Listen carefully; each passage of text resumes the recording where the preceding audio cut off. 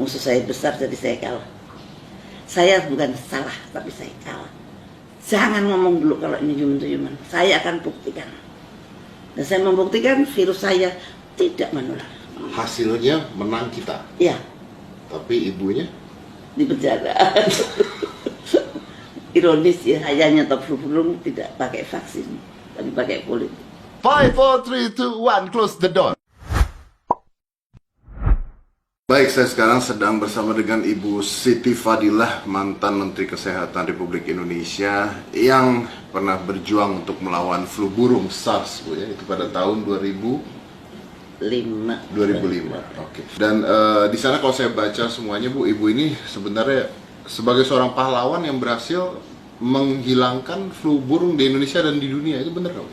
Jadi membatalkan penetapan pandemi flu burung oleh WHO. Membatalkan Ya, penetapan pandemi. Ya. Oh ya, oke. Tapi Bu, sebelum ke sana, Bu, Ibu di penjara saat ini. Kebetulan saat ini lagi tidak di penjara, beliau lagi di rumah sakit saat ini karena satu dan dua hal. Tapi Ibu di penjara karena dituduh korupsi sebesar 6 miliar, 1,3 miliar. Saya itu tidak menerima sepeser. Betul, tapi Ibu dituduh Ya, korupsi. dituduh yang 6 miliar itu adalah kerugian negara yang dilakukan oleh eselon 2 saya. Dan eselon 2 saya sudah membayar lah dan dia tidak dihukum. Saya dituduh membantu dia, saya dihukum. Dan itu nggak ada bukti, nggak ada saksi. Tidak ada bukti, tidak ada saksi. Jadi pada saat pengadilan? Sebab pengadilan itu jaksa penuntut umumnya mengatakan fakta pengadilan kita abaikan. Kemudian hakimnya mengatakan saya memutuskan tanpa bukti, saya tidak perlu bukti. Dan Ibu akhirnya harus dipenjara. Menurut Ibu Sangat tidak fair. kalau misalnya Ibu tidak bersalah, kenapa Ibu bisa dipenjara? Ya itu negara kita ini nampaknya tidak berdaulat full, tidak full berdaulat. Nyatanya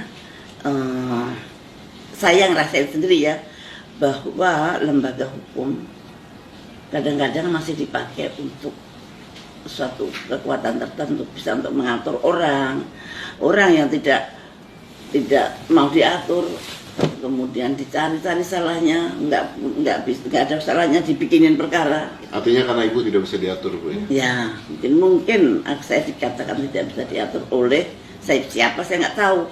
Karena kalau saya jadi menteri saya tidak pernah dipecat, jadi Bantimpres saya tidak pernah dipecat, dan saya tidak melakukan sesuatu pun yang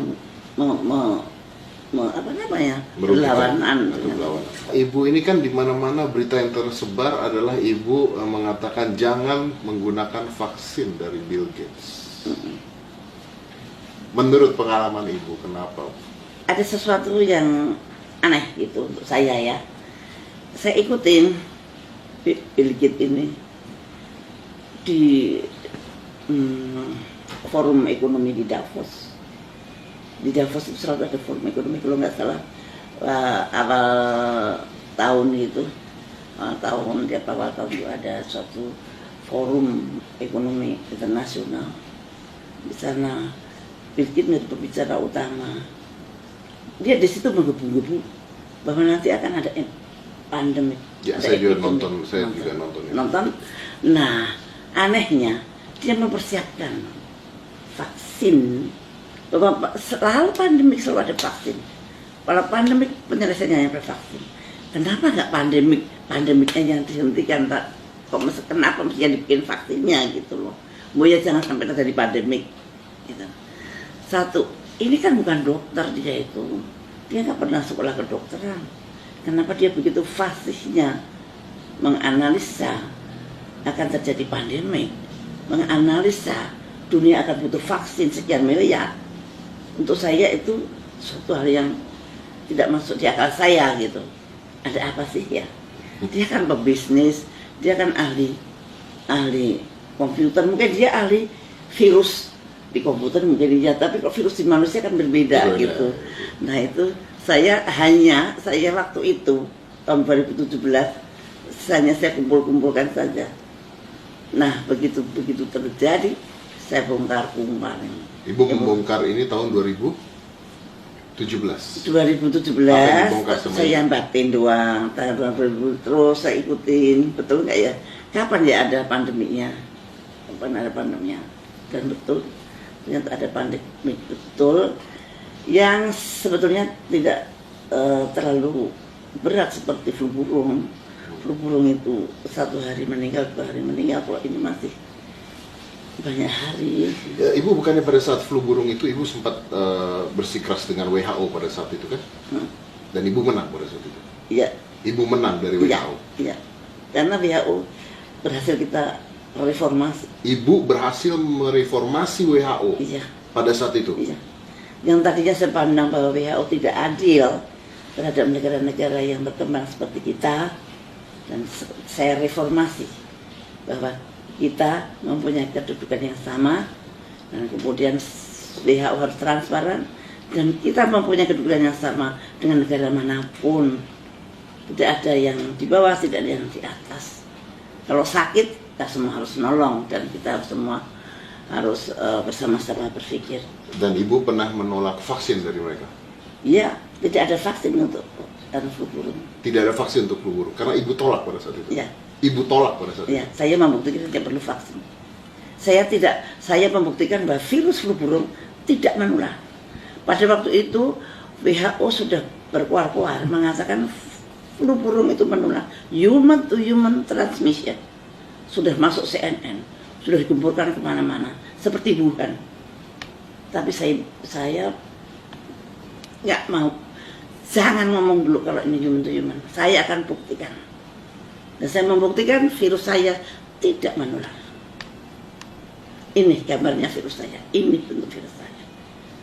Nah itu kemudian, dan saya protes juga ke PBB, sehingga kemudian terus stop. Setelah itu stoplah. Stop vaksin? Ya, stoplah flu burung. Stop flu. Saya nyetop flu burung tidak pakai vaksin, tapi pakai kulit. Ibu menyetop flu burung tidak dengan vaksin tapi dengan politik. Yes. Artinya flu burungnya hilang sendiri. Kalau di ekonomis, saya dikatakan saya adalah menyelesaikan pandemi flu burung dengan transparansi. Kalau Ibu mengatakan seperti itu, artinya flu burung pada saat itu bisa dihentikan karena politik yang Ibu lakukan, artinya bisa diatur kapan berhentinya virus. Tidak. Begini, dia merencanakan ada pandemik, kemudian saya bisa memotong. No, nggak ada pandemik di sini. Tidak ada human to human transmission. Pandemik itu selalu kalau ada human to human transmission, itu ada pandemi. Iya, betul. Dan pada saat itu vaksinnya mau dibuat dan dijual ke Indonesia. Iya. Dan kalau itu dijual ke Indonesia, dan harga mahal. Kita harus ngutang. Kita harus ngutang lagi. Kita harus ngutang untuk membeli vaksin. Yes. Dan Anda menyetop itu tanpa vaksin Indonesia bebas dengan flu burung. Sampai sekarang. Sampai sekarang. Iya. Oke. Apakah Ibu berpikir bahwa coronavirus, disease 19 atau COVID-19, is something like that. Is something like that. Something like that. Hampir sama. Setiap pandemik kemudian munculnya adalah obat, vaksin dan obat. Apalagi seperti sekarang ini ramai banget kayak pasar malam gitu. Nah, itu bisa ditebak gitu. Bisa ditebak. Kalau orang itu tidak siap sebelum pandemik, semua orang pasti bingung. Oke. Ini ada sekelompok yang malah siap vaksinnya gitu. Nah itu. So you're talking about business? Iya, bisnis. Kalau pandemik itu munculnya adalah bisnis vaksin atau komersialisasi vaksin, maka bisa dipastikan akan terjadi pandemik yang akan datang. Hati-hati. Kalau ada komersialisasi vaksin diperjualbelikan, artinya virus diperjualbelikan, maka pasti si industrialis vaksin ini akan menyusun kekuatan baru untuk mengadakan pandemik berikutnya. Karena panen, kalau pandemik panen. Dan nanti kan dia bikin pandemik terus loh. Ya, ada keuntungannya sama seperti kalau perang kan sebenarnya jual beli senjata dan sebagainya, makanya akhirnya jadi menurut Ibu bahwa ini adalah biowarfare?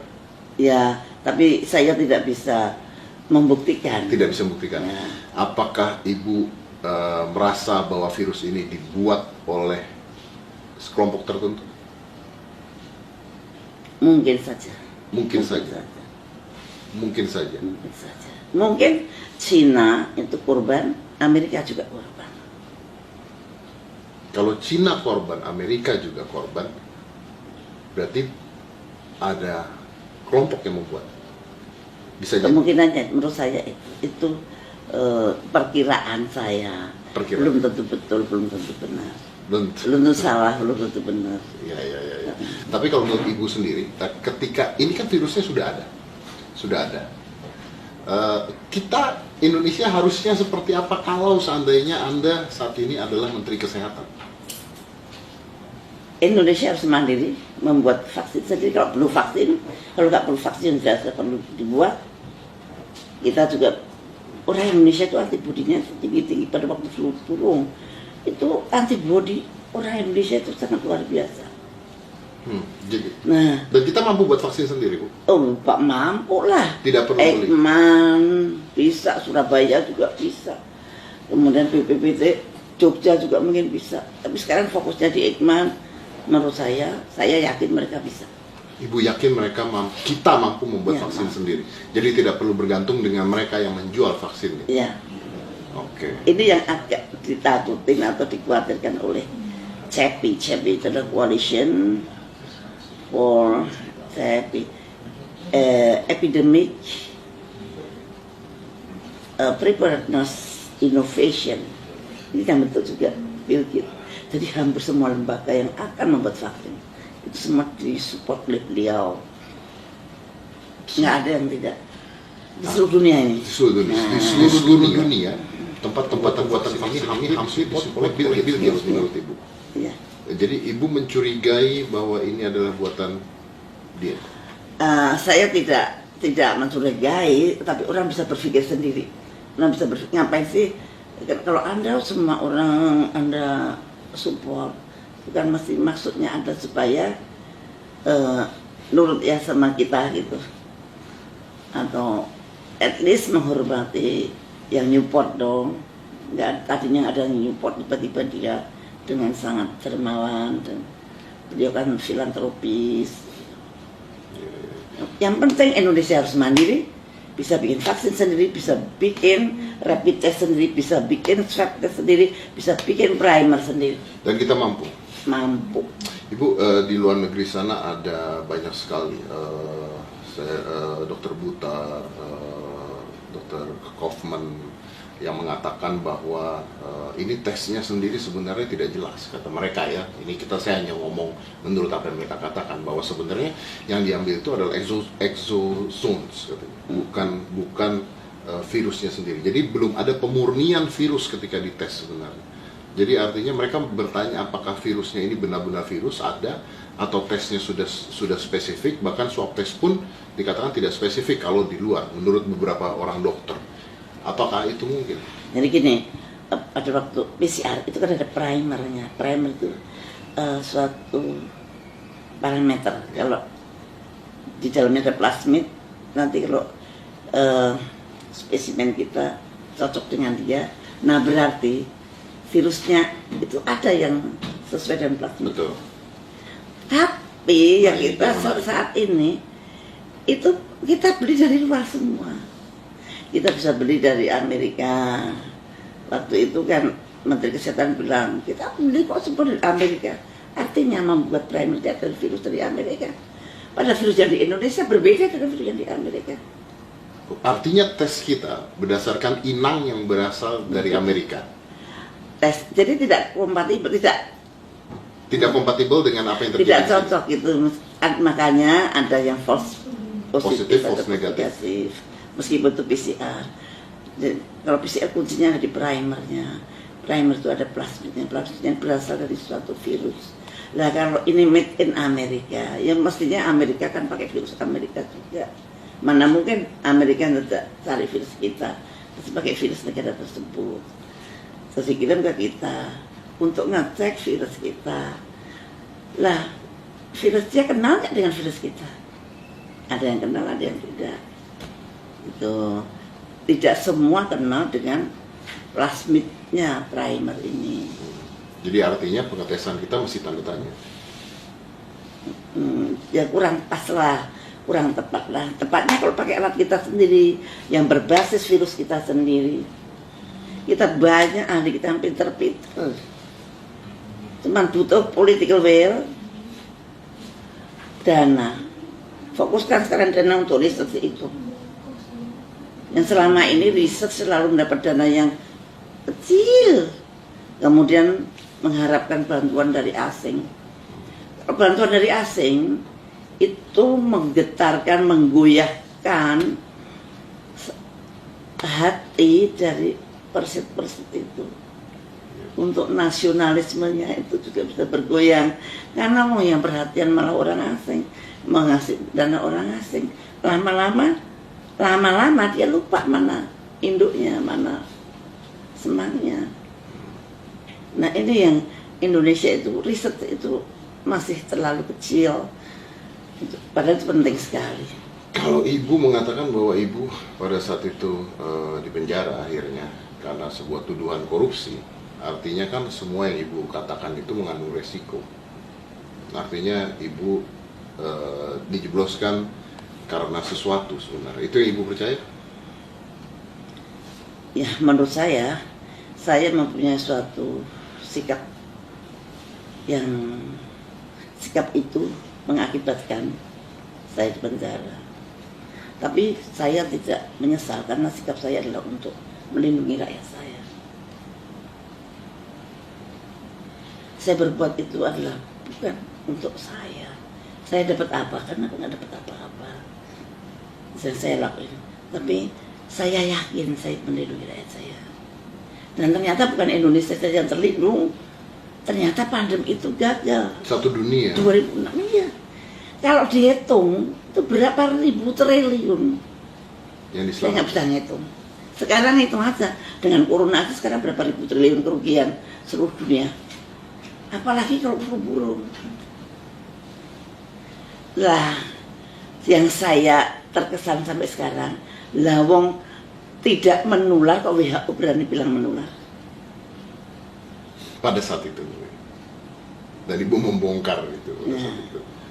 Dan hasilnya? Dan hasilnya menang kita. Dan karena saya membuktikan secara virologi. Ya. WHO mendiagnosis secara public health atau epidemiologi. Hasilnya menang kita. Ya. Tapi ibunya di penjara. Ironis ya. Ironis. Ya itulah dunia. Yang penting adalah niat kita, dan apa yang terjadi itu ya tidak pernah lepas dari kehendak Allah. Tapi kenapa ibu masih berani bicara sekarang? Karena saya baca di media-media ibu masih berani bicara tentang virus ini, ibu masih berani bicara tentang apa yang ibu lakukan. Bahkan saya ada media satu yang bicara tentang ibu dilindungi sniper, dulu itu ada di media loh. Oh iya, saya nggak ngomong tentang itu. Yang saya omongin tentang ilmu yang orang banyak harus tahu. Jangan sampai rakyat ini nggak tahu sama sekali. Jadi saya hanya menyampaikan suatu ilmu pengetahuan, dan itu menurut saya wajib. Kalau saya tahu sesuatu yang tidak baik, saya diam saja. Padahal saya tahu, saya diam saja. Tapi kan ibu belajar bahwa ketika ibu bicara pada saat itu, akhirnya menurut ibu, ibu dipenjara. Waktu itu saya bukan hanya bicara ya, saya terlalu berani keluar, berani mengalahkan negara adidaya, itu suatu hal yang impossible sebetulnya. Sampai sekarang juga nggak ada, tapi jangan menggagalkan pandemi itu sampai sekarang nggak ada. Ya baru sekali ini. Baru sekali ya, pandemi gagal karena seorang ibu Siti Fadilah. Tapi Tapi walaupun Ibu sekarang ada di penjara, bangganya seperti apa, Bu? Ya, saya seorang Islam. Di dalam Islam itu pilihan Allah itu selalu terbaik. Pilihan Allah adalah yang terbaik. Mungkin kita nggak tahu hikmahnya apa, tapi pasti ada hikmahnya. Mungkin dulu saya baca Qur'annya belepotan, setelah di penjara Quran saya jadi lancar, jadi rajin banget baca Quran. Ibu baik-baik aja di penjara? Baik, nggak ada bedanya. Tidak ada bedanya, diperlakukan dengan baik, makan. Oh iya. Dan saya di penjara panggil saya Bu Menteri malahan. Panggil Bu Menteri. Padahal udah lama jadi menteri. Saya dengan ketawa. Ini lucu benar. Dan saya sebagai sesepuh di situ ya, sesepuh. Jadi memang sebetulnya kebahagiaan itu ada dalam hati, bukan ada di tempat di mana Anda duduk, bukan ada di tempat Anda berdiri. Tapi kebahagiaan itu ada di dalam hati. Mau di dalam penjara pun kalau kita merasa dekat dengan Allah, merasa dekat dengan Tuhan, dan orang-orang yang kita cintai juga tetap menganggap kita seperti biasa. Tapi pada saat Ibu pertama kali jebloskan penjara, apa Ibu tidak emosi, tidak marah kalau Ibu merasa tidak salah pada saat itu? Ya pastilah itu manusiawi. Tapi saya tahu musuh saya besar, jadi saya kalah. Saya bukan salah, tapi saya kalah. Tapi saya pernah menang.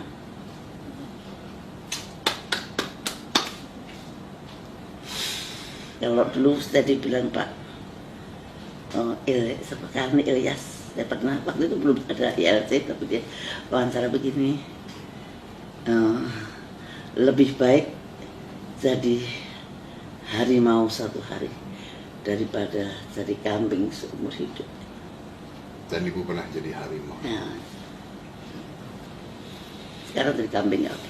Sekarang Ibu berapa lama lagi, Bu, kalau boleh tahu, Bu, masa tahanan Ibu berapa lama lagi? Nanti Oktober ini selesai, Bu? Ya, selesai. Bayangin kurang 4 bulan. Saya ini kurang 4 bulan sudah selesai. Di rutan saya ada corona. Saya ini kan high risk, umur sudah 70 tahun, mau 71. Saya punya penyakit Asma. yang bermacam-macam.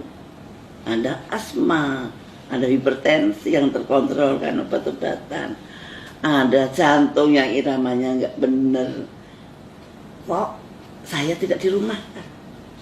Si mbah-mbah yang saya bilang mbah, padahal dia lebih muda daripada saya, itu semua dipulangkan, di rumah kan. Saya pernah ngomong itu, tapi karena pelaksananya adalah siapapun yang tertuduh korupsi tidak bisa di. Yang itu namanya PP 99. Ya. PP 99 itu memang itu berlawanan banget dengan HAM.